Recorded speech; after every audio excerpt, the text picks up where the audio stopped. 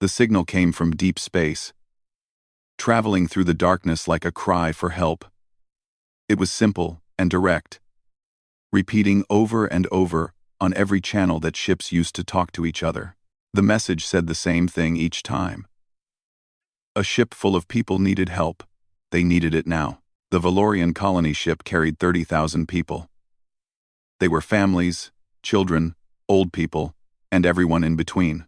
They had left their dying planet months ago, looking for a new home somewhere in the galaxy. But they made a mistake. They flew into space that belonged to the Kresh Empire. The Kresh were not kind. They took slaves. They killed anyone who got in their way. They surrounded the Valorian ship within hours of finding it. The Valorians had no weapons, no way to fight back. All they could do was send their distress call and hope someone would hear it. The galaxy heard it. Ships picked up the signal. Governments received the message. The Galactic Council, which was supposed to protect peaceful species, got the call loud and clear. But they did nothing. The Galactic Council had 17 different species as members. They met in a huge building made of glass and metal that floated in space. When they heard about the Valorian ship, they gathered to talk about it. Ambassador Nelvar spoke first. He was from the Torsian Federation. His body looked like it was made of crystal, and he had 3 eyes that blinked one at a time. "The Valorian ship is in Kresh space," Nelvar said. His voice sounded like wind chimes. "We cannot help them. If we do, the Kresh will be angry. They might start a war." The other ambassadors agreed. They nodded their heads or made whatever gesture their species used to show they felt the same way. No one wanted to fight the Kresh. The Kresh Empire was strong. They had many ships and many soldiers. Fighting them would cost lives, so the council decided to do nothing. They would send their regrets to the Valorians, but they would not send help. But the distress signal kept traveling. It went further than anyone thought it would. It followed old paths through space, routes that ships had used hundreds of years ago but had forgotten about. These paths led to the edge of the galaxy, to a small yellow star with a blue and green planet orbiting it. Earth. On Earth, deep underground in a place called Sentinel Prime, machines that had been sleeping for a long time started to wake up. The facility was huge, but almost empty. Only a few people worked there. It had been built 300 years ago, but nothing had ever happened. The people who worked there mostly drank coffee, played games, and waited for their shifts to end. Commander Jake Morrison had worked at Sentinel Prime for 5 years. In all that time, his job had been boring. He sat at his desk, watched screens that showed nothing interesting, and went home. Today seemed like it would be the same. His coffee was getting cold. He was thinking about lunch. Then Lieutenant Amy Carter called out to him. Her voice sounded different. It sounded scared and excited at the same time. "Sir, you need to look at this right now," she said. Morrison walked over to her station. He looked at her screen and felt his stomach drop. Numbers and codes filled the display, but he understood what they meant. After 5 years of nothing, something was finally happening. "Is that a distress signal?" he asked. His voice came out quiet. "Yes, sir. From a colony ship. They are being attacked. The message is in Galactic Standard Code." Amy's hands moved fast over her controls, pulling up more information. "Sir, the old protocols say we have to respond to this." Morrison closed his eyes. He knew what the protocols said. He had read them 1,000 times during his training. If any peaceful species sent a distress call and no one else helped them, Sentinel Prime had to act. It had to wake up the fleet. "How many people are on that ship?" Morrison asked. 30,000, sir. Most of them are families." Morrison opened his eyes.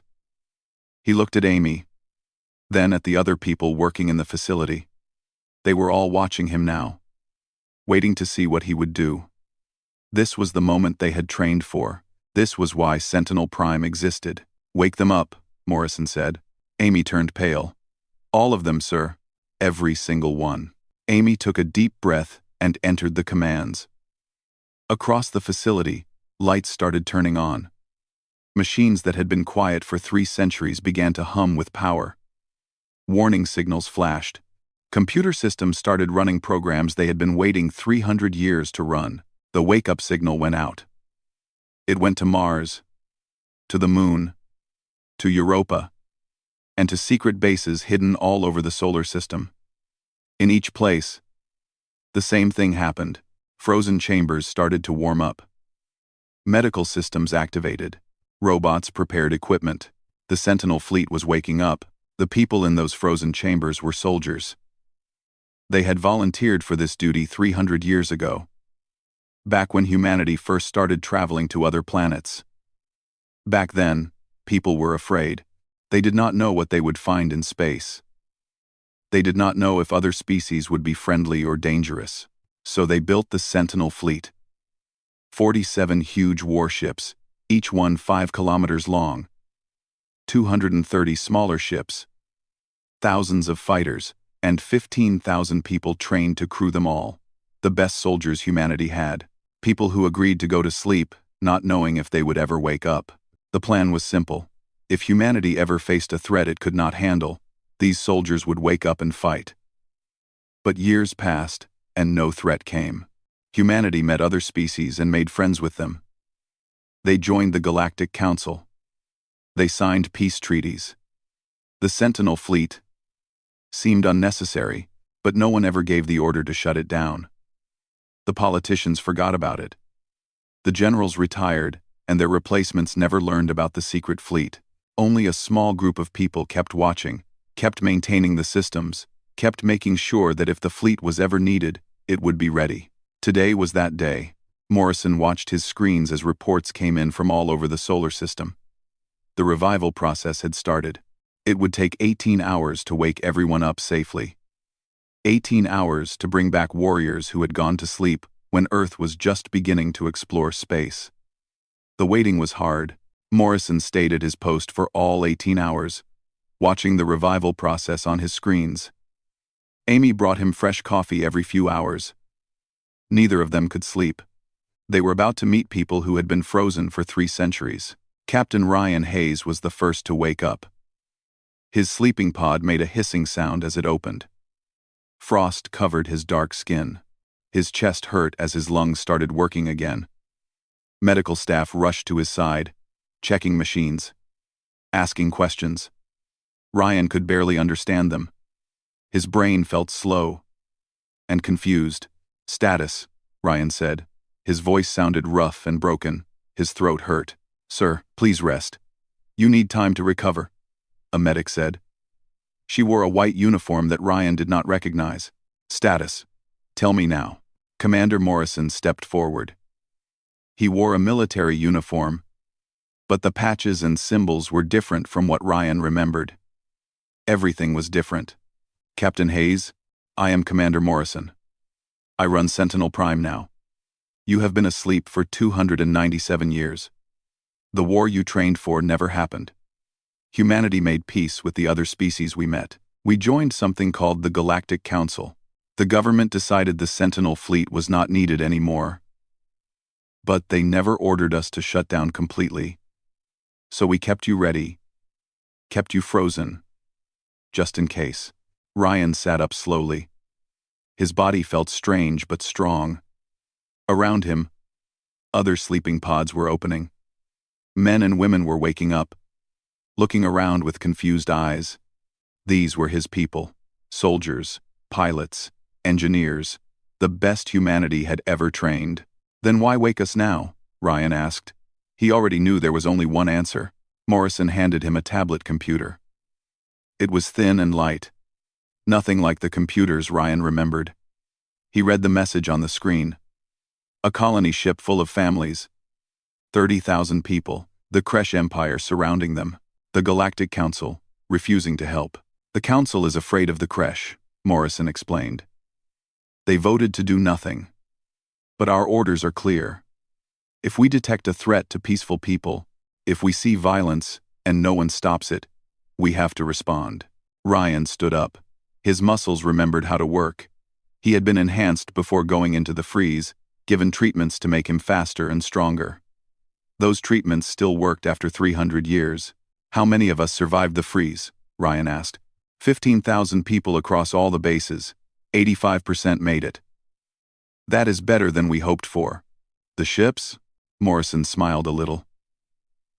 All 47 main warships work perfectly. The Montana, the California, the New York, the Texas, all of them, plus 230 support ships and fighter craft. The automated shipyards kept everything maintained. Your fleet is ready, Captain. Around the medical bay, more soldiers were standing now. They looked at each other, seeing the same confusion in every face. 300 years they had slept. 300 years of peace humanity had enjoyed, because these people had been willing to close their eyes and trust that they would only wake if the galaxy needed them. Colonel Lisa Grant woke up next. She was tall and strong, with short blonde hair and sharp blue eyes. She read the situation briefing in less than a minute. Then she looked at Ryan. "Are we doing this properly?" she asked. Her voice was firm and clear. "By the rules," Ryan confirmed. "We contact the Galactic Council. We tell them what we plan to do. We give them one chance to handle it themselves, and when they say no," Ryan's smile was cold, "then we show the galaxy why humanity built us in the first place." The next 6 hours were busy. Soldiers moved through the facility, getting dressed, checking equipment, remembering their training. Medical staff cleared each person for duty. Engineers ran to the shipyards to prepare the vessels. Ryan and Lisa stood in the command center, watching everything on large screens. The Montana was the first ship to power up fully. She was beautiful and terrifying at the same time. 5 kilometers of black metal, shaped like a knife blade. Her weapons could destroy other ships from thousands of kilometers away. Her armor could take hits that would vaporize normal vessels. "She looks the same as the day we went to sleep," Lisa said quietly. "Some things should not change," Ryan replied. "Are the crew assignments ready?" "Yes, sir. Everyone remembers their posts. The training stuck even after 3 centuries. We are ready to fly. It was long. It was long. Any 2 and 7. A long time lie. Please 7 time," Ryan nodded. He picked up a communication device and spoke to all the awakened soldiers at once. "This is Captain Hayes. I know you are confused. I know the world changed while we slept, but our mission did not change. We exist to protect people who cannot protect themselves. Right now, 30,000 civilians are about to die or become slaves. The galaxy's leaders chose to do nothing. We will not make that choice. We are the Sentinel Fleet. We sleep so others can live in peace. But when peace fails, we wake. And we fight. All ships, prepare to launch. We leave in 4 hours." Across the solar system, the fleet began to move. Huge dreadnoughts floated out of their hidden docks. Their engines glowed blue as they powered up. Fighter pilots climbed into their cockpits. Weapons officers loaded missiles and charged energy weapons. The ships were painted black to hide them from sensors. Their names were written in white letters on their hulls. Names like Montana, California, New York, Texas, Arizona, Nevada, each one named after an old Earth place, a reminder of home for crews who might never see their planet again. Jake Morrison watched the fleet assemble on his screens. He felt something he had not felt in years. Pride. These ships, these people, they represented the best of humanity, not just their weapons or their training, their willingness to fight for strangers, their refusal to look away when others suffered. "Sir, should we inform Earth's government?" Amy asked. Morrison shook his head. "The old protocols are clear. We only inform them after we act. The Sentinel Fleet operates independently. It has to. Politicians might order us to stand down. They might be afraid of making the Creche angry. But we don't answer to politicians. We answer to our conscience." Amy looked worried. "They are going to be very angry when they find out. Let them be angry. Better angry than ashamed. Better angry than knowing we had the power to save 30,000 people and chose not to use it." On the bridge of the Montana, Ryan sat in the captain's chair. It felt right, like he had never left. Lisa stood at the tactical station. Other officers filled the other positions. Everyone knew their job. All ships report ready, Lisa announced. Communications, prepare to send our message to the Galactic Council, Ryan ordered. Then plot a course to the Valorian ship. Maximum speed. Yes, sir, course plotted. We will arrive in 4 hours. Ryan took a deep breath. This was it. After 300 years of sleep, they were finally going to do what they had trained for. Save lives. Stop evil. Show the galaxy that some humans still believed in fighting for what was right. Send the message, Ryan commanded. The transmission went out on all frequencies. Every government in the galaxy would receive it. Every ship would hear it. Ryan appeared on screens across thousands of worlds. His face calm but hard. This is Captain Ryan Hayes, of the Earth Sentinel Fleet. We received the distress signal from the Valorian colony ship. We are formally asking the Galactic Council to protect these civilians immediately. You have 6 hours to respond. If you do not help them, we will. This is not a threat. This is a promise. The Galactic Council received the transmission at exactly 0800 Standard Time. At first, the council members thought it was a mistake. Maybe old equipment sending ghost signals. Maybe a computer error. But as they watched the message, every voice in the chamber fell silent. The human on their screens was not like the humans they knew. Earth's normal ambassador was a friendly woman who always smiled and agreed with everyone. This human was different. Captain Ryan Hayes wore a dark blue uniform. His face was hard. His eyes were cold. Behind him, through a window, they could see something massive. A ship bigger than anything in their military databases. This is Captain Ryan Hayes, of the Earth Sentinel Fleet, the message said. We received the distress signal from the Valorian colony ship. The Kresh Empire is threatening them. We are asking the Galactic Council to help these people. You signed the preservation accords. You promised to protect peaceful species. We expect you to keep that promise. You have 6 hours. Ambassador Nelvar found his voice first. His crystal body seemed to dim slightly. Captain Hayes, humanity has no military fleet. Your ambassador told us Earth only has system defense ships. Small vessels to protect your own planet. That is correct, Ambassador. Earth's government knows only about our system defense. The Sentinel fleet is different. We were created before humanity met you. We are a backup plan, a guarantee that humanity would never face extinction without the ability to fight back. We operate under old rules.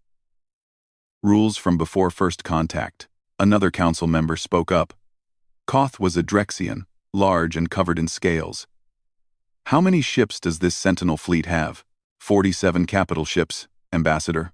Plus, support vessels. Some council members laughed nervously. The entire Galactic Council fleet had maybe 200 ships total, and most were small exploration vessels. 47 capital ships from one species seemed impossible. Captain Hayes, you must understand the political situation, Nelvar said carefully. The Kresh Empire claims that territory. We cannot just ignore their rights. We have maintained peace for a very long time. You maintained convenience, Ryan said. His voice was sharp. You chose the easy path. That is fine when you only risk your pride. But 30,000 lives are not worth your convenience. You have 6 hours to help those people. If you do nothing, we will help them ourselves. This is crazy, Koth shouted. You cannot tell the Galactic Council what to do. We have kept peace in this galaxy for centuries. You kept peace for yourselves, Ryan corrected him. You kept peace by looking away when violence happened far from your worlds. That ends today. 6 hours. Ambassadors. Use them wisely, the message ended. The screen went dark. The council chamber exploded with noise. Some ambassadors demanded that Earth's government be contacted immediately. They wanted these human soldiers arrested. They wanted the ships destroyed. Others urged caution.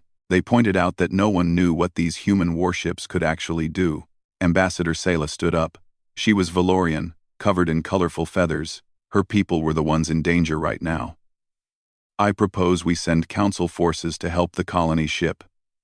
We send our military to protect them. That would mean war with the Kresh, Nelvar said quickly. We cannot risk that. Then perhaps war is what we need, Sayla replied. Her voice was steady and strong. We have hidden behind our treaties and our fear for too long. These humans are willing to fight for people they never met. Can we do less for our own?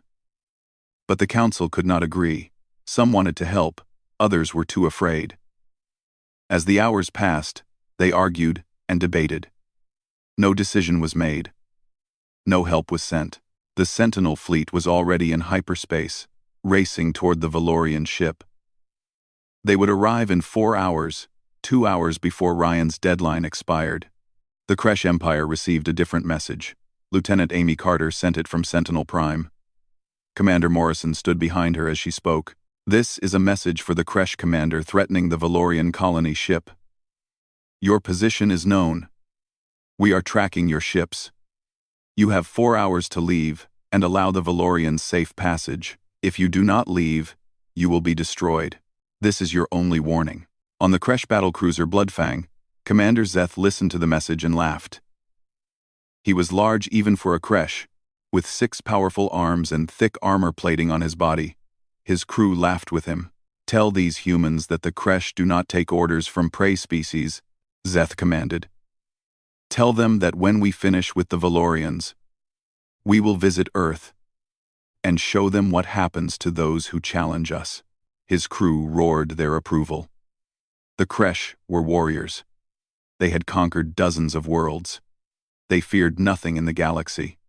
They had fought every major species and won more often than they lost. A fleet of human ships did not concern them. On the Valorian colony ship Dawn Hope, the situation was desperate.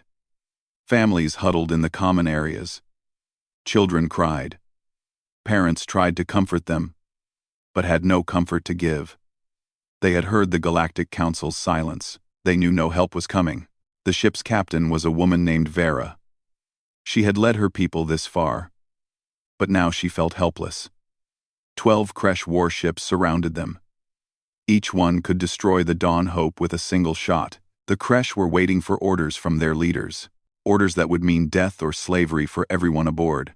Vera sat in her command chair, staring at screens that showed the Kresh ships. She had sent the distress call days ago. No one had answered except to say they could not help. The galaxy had abandoned them. Then her communication officer called out, "Captain, we are receiving a transmission. It is on a human frequency." Vera sat up straight. "Human? Are you certain?" "Yes, Captain. Audio and video. Should I put it on screen?" "Do it." The screen flickered. A human man appeared. He wore a military uniform. His face was calm and confident. Behind him, Vera could see a ship's bridge. Stations filled with crew members. "This is Captain Ryan Hayes of the Earth Sentinel Fleet," the man said. "Dawn Hope, we received your distress call. Help is coming. Hold on. We will be there soon." Vera felt tears start to run down her face. But the council said no one would help. They said we were alone. "You were never alone," Ryan replied. "You are not alone now. Secure your people and stay away from the outer sections of your ship. Keep everyone in the central core. This is going to get dangerous, but we will protect you." "How long until you arrive?" Vera asked. Her voice shook. 3 hours and 40 minutes. "The Kresh will not harm you. I promise you that. Stay strong." The transmission ended. Vera sat in her chair, unable to move. Around her, crew members were crying with relief. They ran through the ship, telling everyone the news. Help was coming. Humans were coming to save them. The Kresh had no idea what was heading toward them. Commander Zeth sat on his bridge, confident and relaxed. His 12 ships were more than enough to handle any threat. The Valorian ship was helpless. If the humans actually showed up, he would destroy them too. "Commander, our sensors are picking up something," his sensor officer reported. Multiple hyperspace signatures, large ones. They are heading directly for us. Zeth leaned forward. How many? I am counting 47 major signatures, sir, plus hundreds of smaller ones. That must be an error. Check again. I have checked 3 times, Commander. 47 large vessels approaching. They will arrive in less than 4 hours. Zeth felt something he had not felt in years. Uncertainty. 47 ships was a fleet. A real fleet. The humans had sent a fleet to stop him. That made no sense. Humans were peaceful. They had no military. Send a message to High Command, Zeth ordered. Tell them we may need reinforcements. And prepare all ships for combat. If the humans want to fight, we will give them one they will never forget. His crew rushed to obey. Weapons were charged. Shields were powered up. The Kresh prepared for battle. But they had no idea what kind of enemy they were about to face. The Kresh had fought many species. They had won many battles. But they had never fought humans. They had never faced an enemy that had spent 300 years sleeping, dreaming of this moment. An enemy that had built ships specifically designed to kill. The Sentinel fleet raced through hyperspace. On the Montana's bridge, Ryan watched the countdown timer. 3 hours and 15 minutes until they arrived. 3 hours and 15 minutes until they found out if 3 centuries of preparation had been enough. Are you nervous? Lisa asked quietly. She stood beside his chair. The Valorian colony ship Dawn Hope floated in space like a small fish surrounded by sharks. 12 Kresh warships circled it slowly. Inside the Dawn Hope, families held each other tight. They had heard that help was coming, but they could not see it yet. All they could see were the Kresh ships getting closer. Captain Vera kept her crew calm. She walked through the ship, talking to people, telling them to have faith. But inside, she was terrified. What if the humans did not arrive in time? What if the Kresh attacked before help came? On the Kresh battlecruiser Bloodfang, Commander Zeth watched his screens with growing concern. His sensors showed the human fleet getting closer. 47 large ships, 200 smaller vessels, hundreds of fighters. It was more military power than he had ever seen in one place. Commander, should we retreat? His second officer asked. We are outnumbered. Zeth hit the officer hard enough to knock him down. Kresh warriors do not run. We are the strongest species in the galaxy. These humans are nothing. Prepare to fire on the colony ship. If they want to save these Valorians, they can watch them die first. But before Zeth could give the order to fire, space itself seemed to tear open. The human fleet dropped out of hyperspace right in front of him. The Montana appeared first. 5 kilometers of black metal and weapons. She was huge, bigger than any ship Zeth had ever seen. And she was not alone. 46 more ships just like her appeared in perfect formation. They spread out, surrounding the Kresh vessels completely. This is Captain Ryan Hayes to all Kresh ships, a voice said over every frequency. You were warned. You did not listen. Now you pay the price. Surrender immediately, or be destroyed. Zeth laughed. Fire on all human ships. Show them Kresh power. His 12 battlecruisers opened fire. Energy beams and missiles launched toward the human fleet. The weapons were powerful enough to destroy most ships with a single hit. The Kresh had used these same weapons to conquer dozens of worlds, but the human shields absorbed the hits easily. The Montana and her sister ships did not even slow down. Their shields glowed bright as they took the punishment, but they held strong. Our weapons are not hurting them, Zeth's tactical officer reported. His voice shook with fear. Their shields are too strong. Weapons. Their shields are too strong. Impossible, Zeth shouted. Fire again. All weapons. On the Montana's bridge, Ryan watched the Kresh weapons hit his shields. The ship barely shook. These weapons were designed for warfare against other galactic species. But human shields were designed by people who understood war on a different level. Their weapons are ineffective, sir, Lisa reported from Tactical. Our shields are holding at 98%. Return fire, Ryan commanded. His voice was cold. Target their weapons and engines. I want them alive to face trial. But I want them helpless. Yes, sir. All ships, weapons free. The Montana's main cannons fired. They were railguns. Weapons that used magnetic fields to launch solid projectiles at incredible speeds. Each round was moving at a significant fraction of the speed of light. The kinetic energy was enormous. The first round hit the nearest Kresh battlecruiser dead center.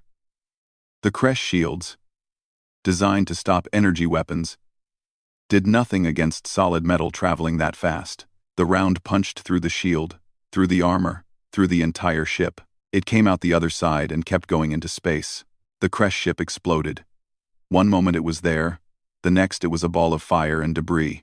Target destroyed, Lisa reported, moving to next target. Across the battlefield, 46 other human dreadnoughts opened fire.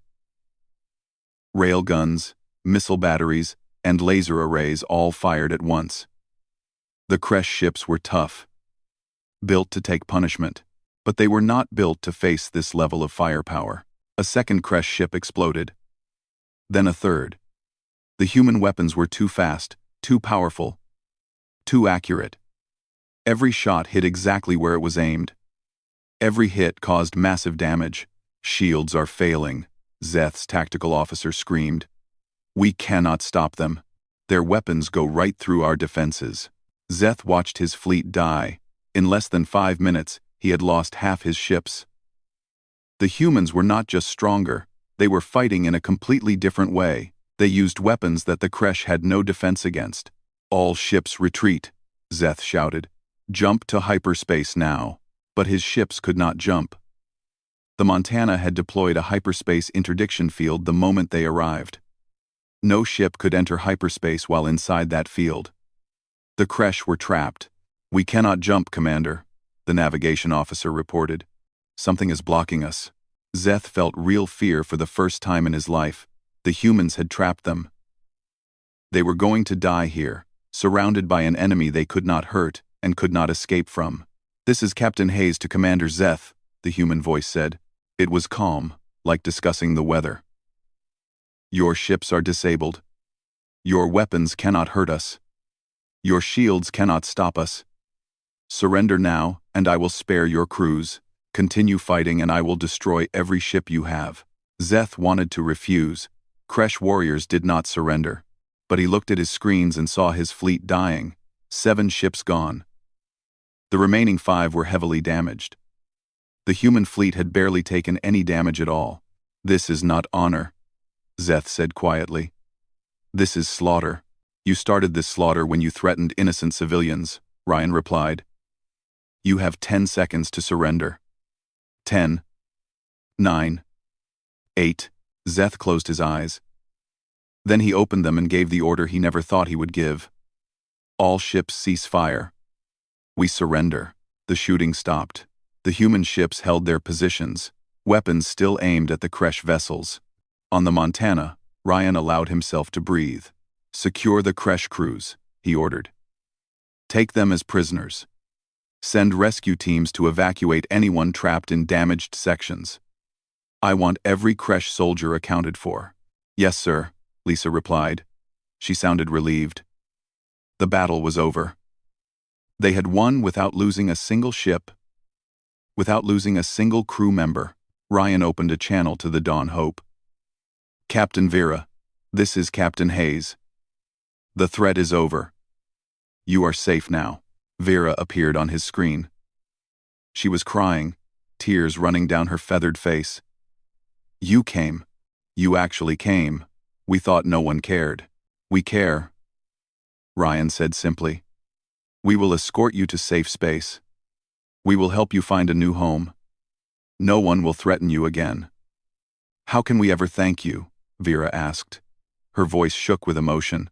You can live, Ryan replied. You can build your new home and raise your children in peace.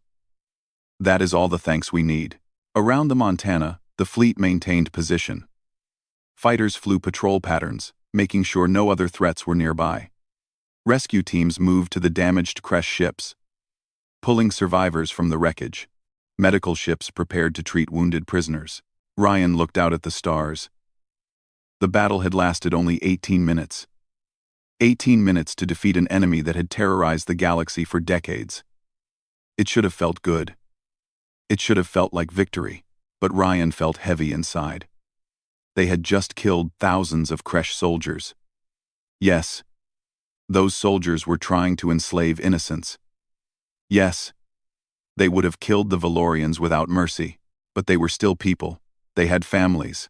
They had lives. Second-guessing yourself? Lisa asked quietly. She had come to stand beside his chair. Always, Ryan admitted. We did the right thing. I know that. But it still cost lives. It saved more lives than it cost, Lisa pointed out.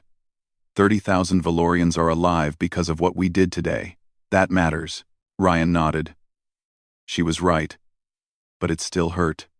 That was good, he thought. The day it stopped hurting was the day they became monsters themselves. Communications. Send a message to the Galactic Council, Ryan ordered. Tell them the situation is resolved. The Valorians are safe. The Kresh fleet has surrendered. We are taking prisoners for trial. The news spread across the galaxy faster than anyone expected. Every species with access to communication networks saw the footage. Civilian journalists had recorded the battle. Military sensors had captured every moment. Everyone saw the same thing.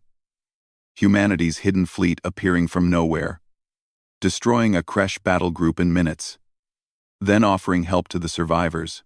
The Galactic Council met in emergency session. The chamber was more crowded than usual. Every member species wanted to be present for this discussion.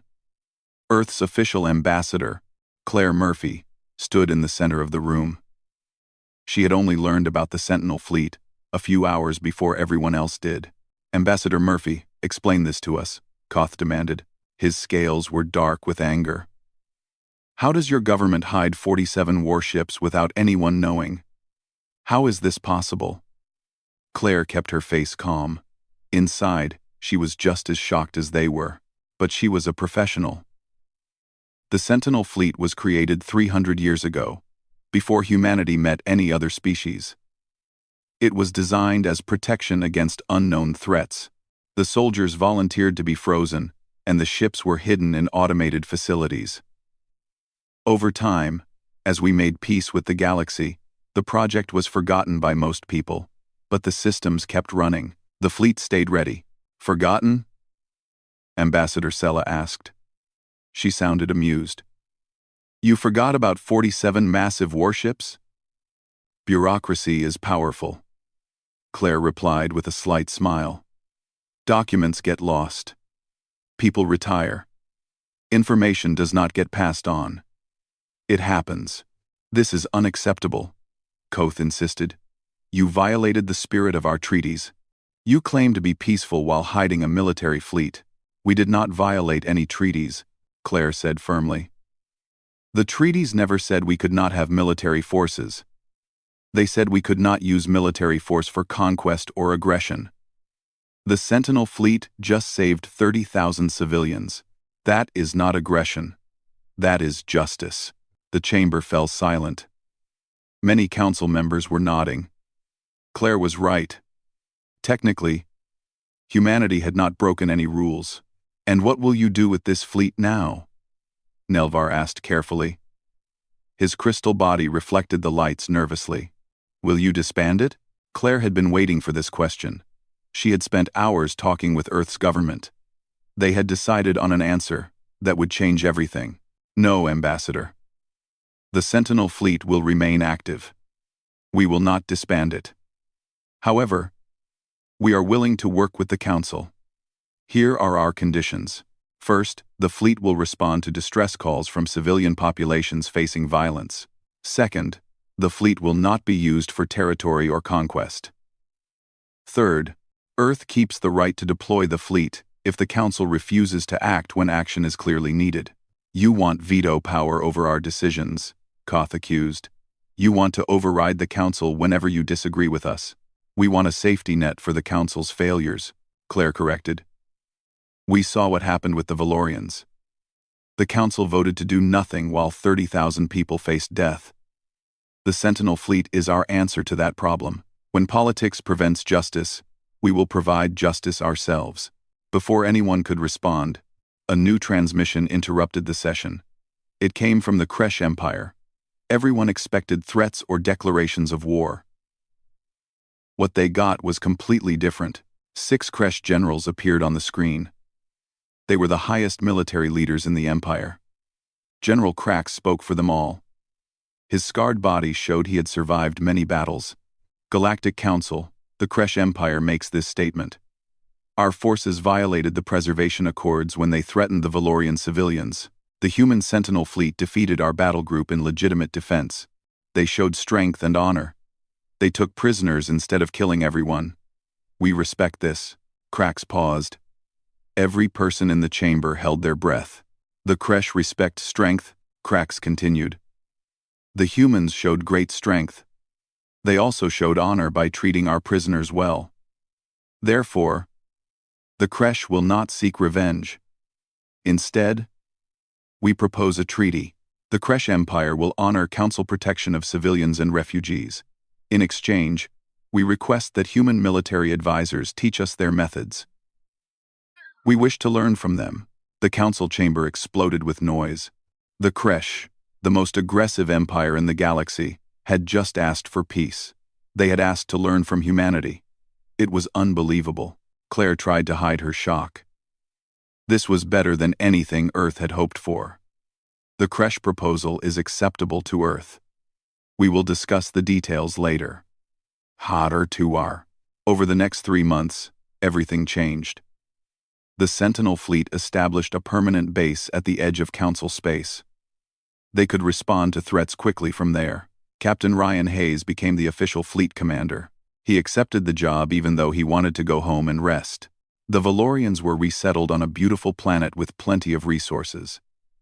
They named their new orbital station Liberty's Gift, in honor of the humans who saved them. Every Valorian child grew up hearing stories about the sleeping giants who woke to protect them.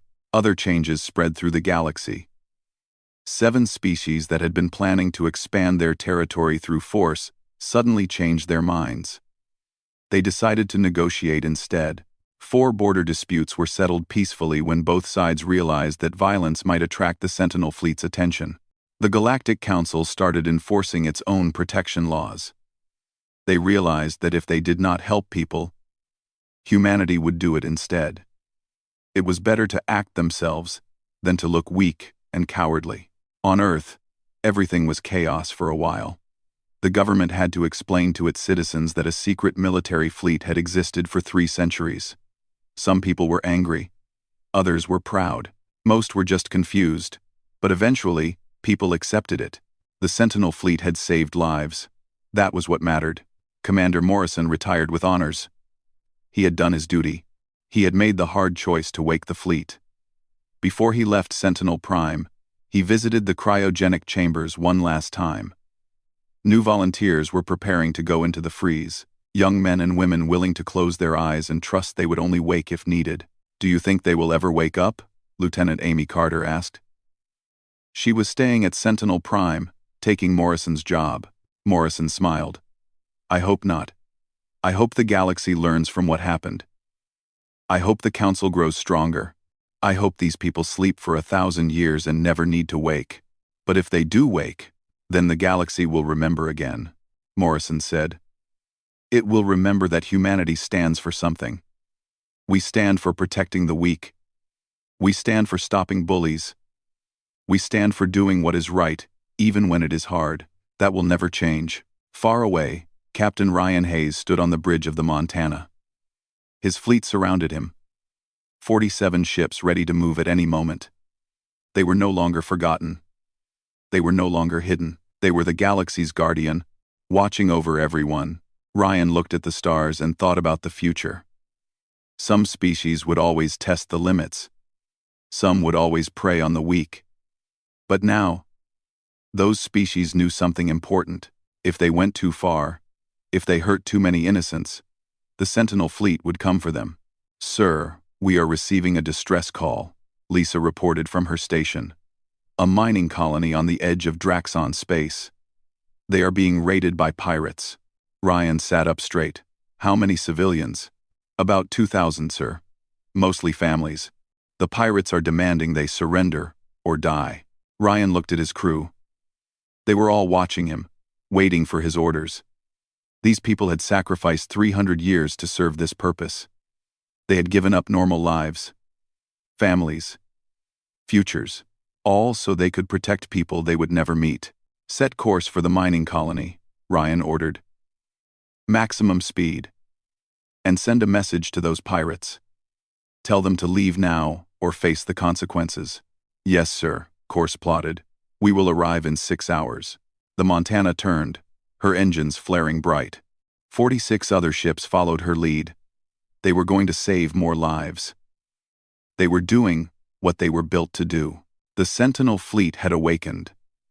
And it had no intention of sleeping again until the galaxy no longer needed it. That might take years. It might take centuries. But they would be ready. They would always be ready. On Earth, in hidden facilities across the solar system, more soldiers waited in their frozen chambers. Thousands of people sleeping peacefully, dreaming of the day they might be needed. They were humanity's promise to the galaxy. A promise that said as long as innocence needed protection, someone would always answer the call. The galaxy had learned a hard lesson. Peace was not the absence of violence. Peace was the presence of those willing to stop violence. And humanity had proven it was willing. Proven it with ships and soldiers, and the courage to act when others would not. Some called the Sentinel fleet heroes. Others called them vigilantes. But the people they saved called them saviors. And that was all that mattered. The giants had awakened. The galaxy had trembled. And now everyone knew that humanity would never again stand by while others suffered. They had slept for 300 years, but they were awake now, and they were watching. The stars seemed brighter somehow. The darkness seemed less empty. Because out there, moving through the void, was a fleet of ships filled with people who cared, people who believed that some things were worth fighting for, worth dying for. Freedom, justice, life itself. These were the things humanity valued most. These were the things the Sentinel fleet would always defend. No matter the cost, no matter the consequences, the galaxy had learned this truth. And it would never forget it. Some lessons could only be taught through action. The Sentinel fleet had taught that lesson well. Now the galaxy had a choice. It could become better, kinder, more just, or it could keep testing humanity's resolve. Keep pushing the boundaries. Keep hurting the innocent. But if it made that choice, if it chose the path of violence and oppression, the Sentinel fleet would be waiting, always watching, always ready, always willing to do what needed to be done. The giants had awakened, and they would guard the galaxy for as long as it needed them. Even if that meant another 300 years. Even if that meant forever. Because some promises were meant to be kept, some duties were meant to be fulfilled, and some heroes were meant to sleep with one eye open, ready to wake when the darkness came calling. The Sentinel fleet was that promise. That duty. Those heroes. And the galaxy was safer for it. Yes, sir. Message sent. And send a message to Earth. Tell Commander Morrison we are coming home. Mission successful. Around the Montana, the Sentinel fleet began to organize. Some ships would escort the Dawn Hope to safety. Others would guard the Kresh prisoners. The rest would return to Earth to await new orders. The battle was over. But Ryan knew this was just the beginning. The galaxy had just learned that humanity was not as peaceful as everyone thought. They had seen what human weapons could do. They had seen human ships destroy a Kresh battle group in minutes. Some species would be grateful. Others would be afraid. And some would be angry. The political consequences would be huge. But that was not Ryan's problem. He was a soldier, not a politician. His job was simple. Protect the innocent, stop the guilty, and make sure that anyone who preyed on the helpless thought twice before doing it again. Today, he had done his job. The Valorians were safe. The Kresh had learned a hard lesson. And the galaxy had a new protector, whether it wanted one or not. The Sentinel fleet had awakened. And it was not going back to sleep anytime soon. Yes, Ryan admitted. We trained for this. We prepared for this. But it has been 300 years. What if we are not good enough? Ah, Lisa smiled. Then we die trying. But I do not think we will fail. These ships were built by people who understood war. Really understood it. We are not going into this with fancy technology and hope. We are going in with weapons designed by people who knew how to kill.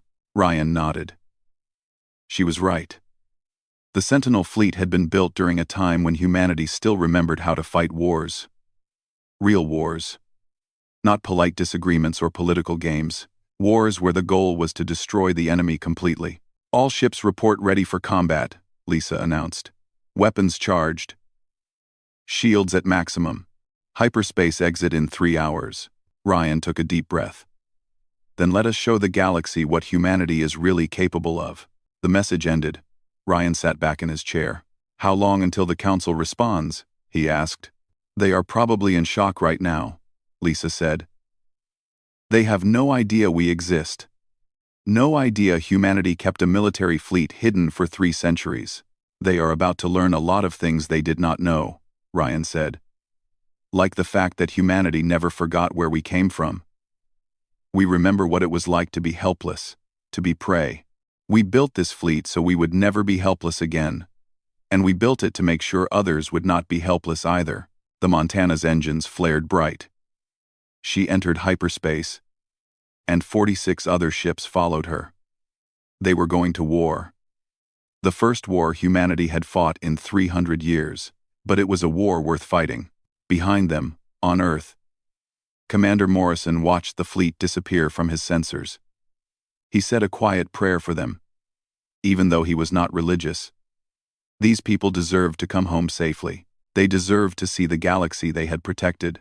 But first, they had to save it. What do we tell them when they wake up? Amy asked quietly. The world they knew is gone. Everything changed. Morrison looked at the distress signal still playing on his screen. 30,000 people waiting to die or be made into slaves, while the galaxy watched and did nothing. We tell them the truth, Morrison said. We tell them that the galaxy needs them. We tell them that some things never change. People still need protecting. Evil still needs to be stopped, and sometimes, doing the right thing means breaking the rules. Amy nodded. She turned back to her console and kept working. Around the facility, more systems came online. In orbit above Earth, hidden shipyards that looked like asteroids or space junk started to move. They had been waiting for this moment, built to serve a purpose that everyone hoped would never come. But it had come. And now the galaxy was about to discover that humanity had never been as peaceful as everyone thought. They had simply been sleeping, waiting for the day when they would be needed again. That day had arrived.